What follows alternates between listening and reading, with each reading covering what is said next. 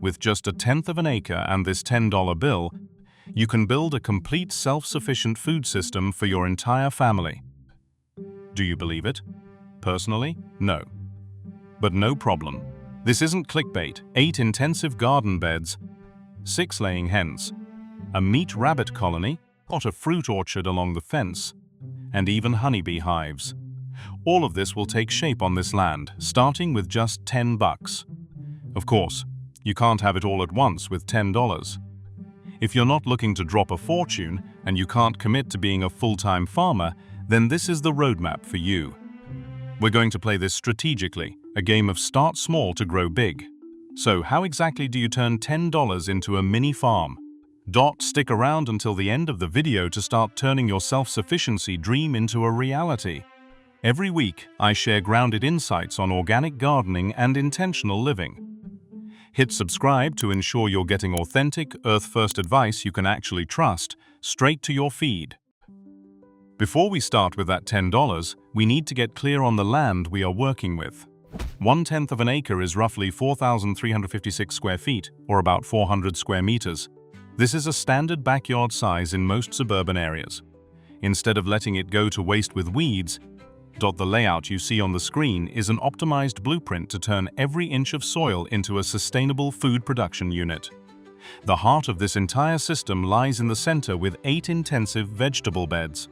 Each bed is designed at a standard 4 by 8 feet, roughly 3 square meters. I chose a 4-foot width for a reason. It allows you to easily reach in from both sides to tend your crops without ever stepping inside, which prevents soil compaction and protects the soil microbiology.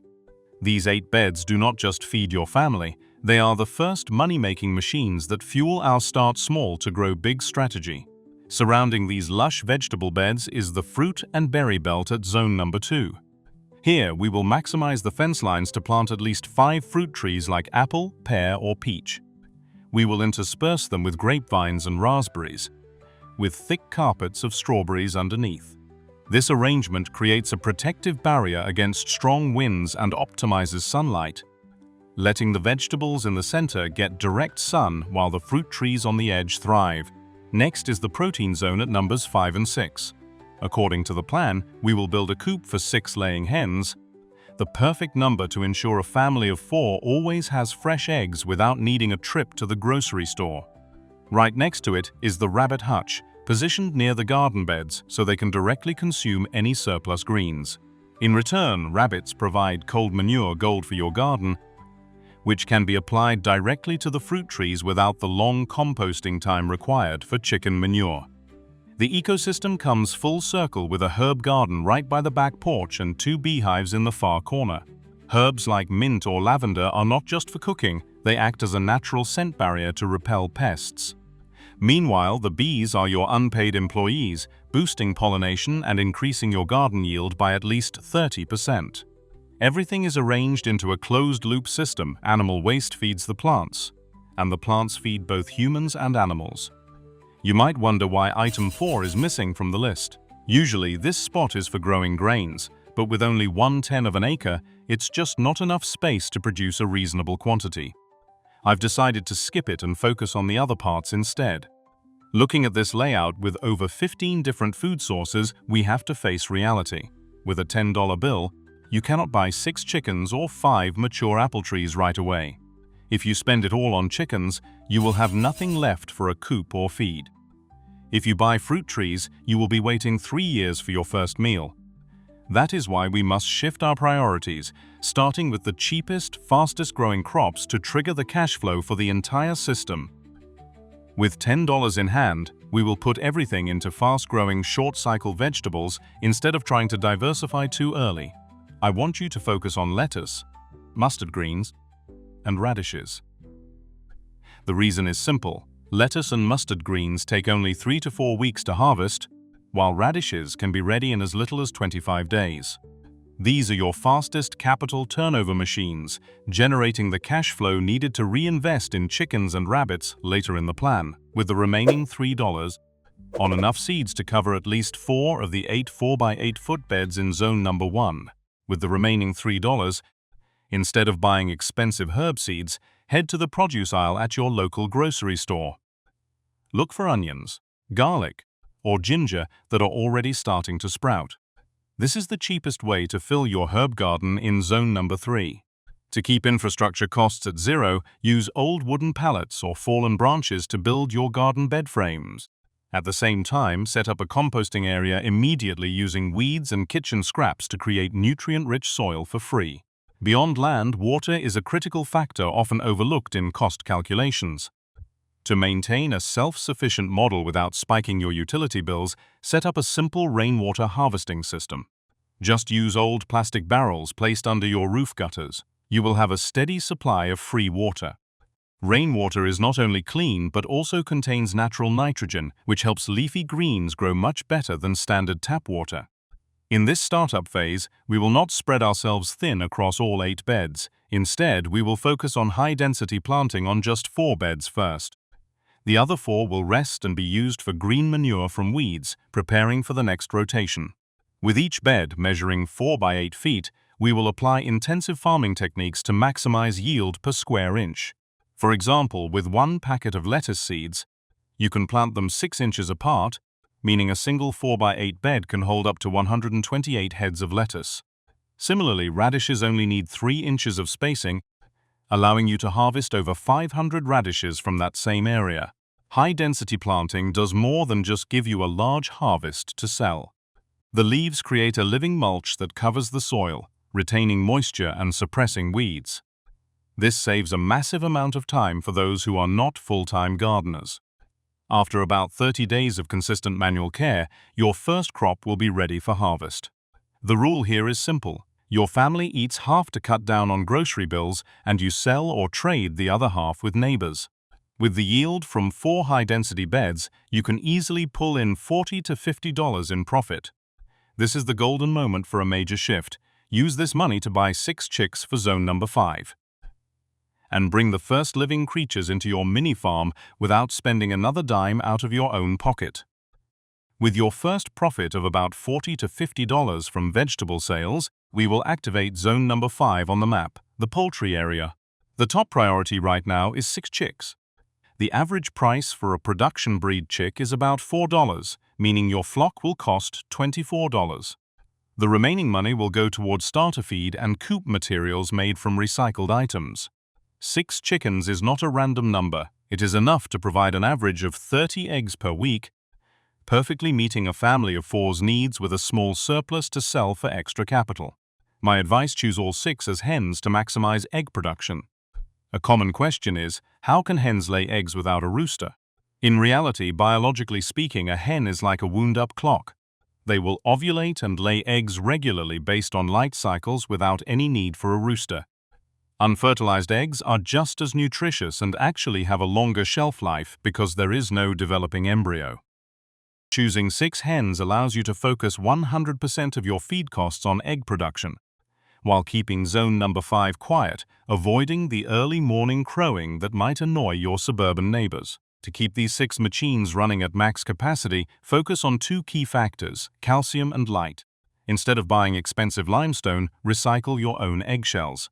Dry them, crush them into a powder and mix them back into their feed. This is an excellent organic calcium source for strong eggshells. Also, ensure your 8 garden beds provide plenty of surplus greens. The chlorophyll and beta-carotene from leafy greens will give your yolks a deep orange color and higher omega-3 content than any factory-farmed egg. For the housing, to be as cost-effective as possible while staying functional, I recommend building an A-frame tractor, a mobile chicken coop. Just use old pallet wood to build an A-frame structure and wrap it in inexpensive chicken wire. The key is that this coop has no floor. Every morning you simply slide the coop to a new spot on the resting garden beds. The chickens will perform 3 jobs for you at once: scratching to till the soil, eating weed seeds and pests, and fertilizing the ground directly. This is how we run a system without spending a cent on tillers or chemical fertilizers. Alongside the chickens, we will start greening zone number 2, the fruit belt along the fence. With a tight budget, the smartest strategy is planting papaya and strawberries.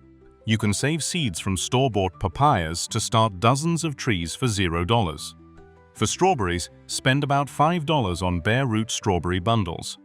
These provide quick fruit, take up little space, and are packed with vitamin C. When the next vegetable crop is harvested, use that money to buy a small bare root apple tree for about $15. Buying bare root trees in early spring is the cheapest way to get established trees into your plan with a high survival rate. The arrival of your flock and these first trees officially turns your land into a symbiotic ecosystem. The old vegetables and wilted leaves from your central beds are no longer waste. They are high-quality feed for your chickens. In return, the chicken manure will be collected and composted to create nitrogen-rich fertilizer for all 8 garden beds, prepping them for even higher yields in the future. Entering the 5th month, once your 8 central garden beds are running smoothly and producing an abundance of excess biomass, it is the perfect time to activate zone number 6, rabbits. Using the accumulated profits from previous vegetable and egg sales, you will invest in a breeding pair, 1 buck and 1 doe. Rabbits play a strategic role in organic waste management. They will consume all the old greens, weeds, and agricultural byproducts that the chickens leave behind. As mentioned above, rabbit manure will be applied directly to the base of the fruit trees to boost their growth. As your crops and livestock become more integrated, use the next round of profits to finish the food belt along the fence. At this stage, instead of just papaya and strawberries, you will add 2 peach trees and establish a sturdy grape trellis along the boundary wall. Choosing grapes not only allows you to utilize vertical space for a sweet harvest, but also creates a green wall that provides shade and retains moisture for the garden beds inside. These perennial fruit trees are vital sources of vitamins and stored energy, transforming your 1/10 of an acre plot into a true multi-layered food forest. The final piece of the master plan is zone number 7, 2 honeybee hives. Usually, you should wait until the 2nd year to start beekeeping, once your fruit belt and herb garden are flowering consistently to provide local nectar. To start, prepare 2 standard bee boxes in a quiet corner of the yard and purchase 2 starter colonies with queens. If your budget is tight and professional bee suits are too expensive, you can easily DIY your own gear. A heavy raincoat combined with a wide-brimmed hat and black mesh netting tucked tightly around the neck will serve as the perfect armor to inspect your hives without worrying about stings. Hiving the bees is straightforward. Just gently transfer the existing frames into your new boxes and let them acclimate to the environment. The presence of bees does more than just provide sweet honey. They are the key to boosting pollination for your entire garden and orchard, increasing yields by at least 30%. By this point, every number on the blueprint from 1 to 7 has officially come to life. From a starting point of just $10 for vegetable seeds, you have stayed consistent with the start small to grow big strategy, gradually bringing chickens, rabbit, tot fruit trees, and finally bees into the system. The biggest trade-off here is time, waiting for nature to work and multiply instead of spending a fortune to have it all in one day. Of course, every plan looks perfect on paper, but reality always throws a few curveballs. The biggest question I get is, what if I cannot sell my vegetables to the neighbors? Where will the money for the chickens come from? Do not worry. If your cash flow from sales hits a bottleneck, the strategy shifts from selling for cash to value exchange. You can trade your fresh produce for other food, seeds, or even borrow garden tools from friends.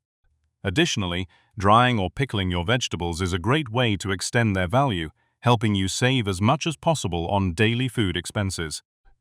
The money you save on your grocery bill is the hidden capital you need to buy that first flock of chickens. Another risk is the weather or pests attacking your 4 high-density garden beds. To minimize this, remember the rule: do not put all your eggs in one basket. Diversify your vegetable types in phase 1 instead of just planting lettuce. If pests hit your mustard greens, you still have radishes growing strong underground. Diversity is the best natural insurance for your $10 investment.